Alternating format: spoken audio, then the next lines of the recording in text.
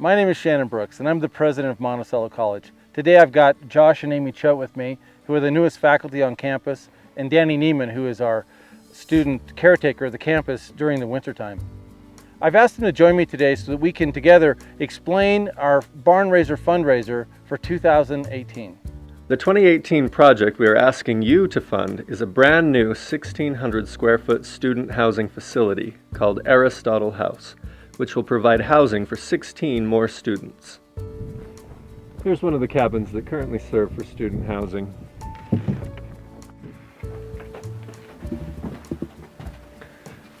As you can see, it's pretty tight quarters in here. Our current on-campus housing is limited to 15 students, so a plan for expanded and more adequate student housing is sorely needed. As part of our curriculum, students build their own housing and other campus buildings. So the types of structures they build and the kinds of materials we use is really important. Building construction technology is rapidly moving from industrial to green to regenerative. As part of this shift, there's a new appreciation for ancient building technologies, the kind that lend to local and low-cost materials, domestic toxicity awareness, passive heating, and natural cooling. After a thorough search of construction technologies, we've concluded that earthen building technology is the best approach for our campus. Earthen building is a technology that dates back to the walls of Jericho thousands of years ago. When we think of earthen or mud buildings, we tend to visualize stereotypical southwestern Indian ruins, or perhaps this kind of modern Pueblo construction. Both are found in Colorado. Here the structure of Ben Haddou in Morocco is over 300 years old, but the technology has been used in the region for more than 1,000 years. But what if earthen housing looked more like this? All of these buildings started with these same simple earthen-formed building blocks. Today, a merging of ancient and modern technologies has created compressed earth blocks that have a strength of 1,500 psi and can be made with materials found right on site.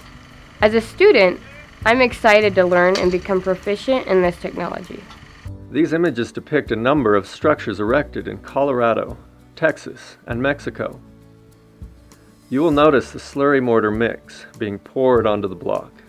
It basically consists of the same material as the block and binds the blocks together securely.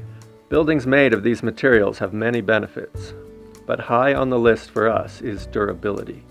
These buildings will last for hundreds of years. When buildings are properly designed and oriented to benefit from the thermal flywheel effect, they are passively heated and naturally cooled. Therefore, short of a solar panel for lights and computers, there will be zero energy consumption. These structures easily accommodate all modern electrical and plumbing and surpass building codes in all phases of building. Students benefit from being involved in all aspects of the construction process. So we've shown you the perspective of the Aristotle House already. This is the Lyceum. This is the big building that's in that drawing. Over here is the actual Aristotle House. It's made of compressed earth block and will hold provide housing for 16 students. Along with us will be 3 other houses like Aristotle House, 16 students each, with privies which have toilets and showers and sinks and laundry facility. The entire build out is surrounded by a 5.5-foot wall, which is designed to keep the deer out, other pests, to protect our fruit trees and our gardens. Natural, breathable, non-toxic plasters are used for the exterior and interior of compressed earth block buildings. Maintenance is very low and consists of another layer of plaster is needed every other decade or so. In building a 21st century library college campus in Academic Village, there are a number of things to consider. Building materials, are they local? Toxicity of those materials, the quality of construction, durability, heating and cooling, all of these things we've had to consider. And all of our concerns have been met and awesome solutions offered by Alicia Schroeder and Jim Hollick from Colorado Earth. They have not only provided first-class professional service, but they are doing things that go way beyond regular business practices in support of Monticello College.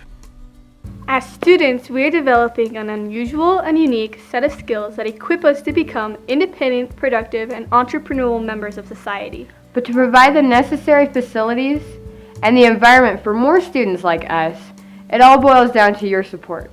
Which is why we are so grateful for supporters like you who are helping to fund the construction of our campus. Help us build Aristotle House.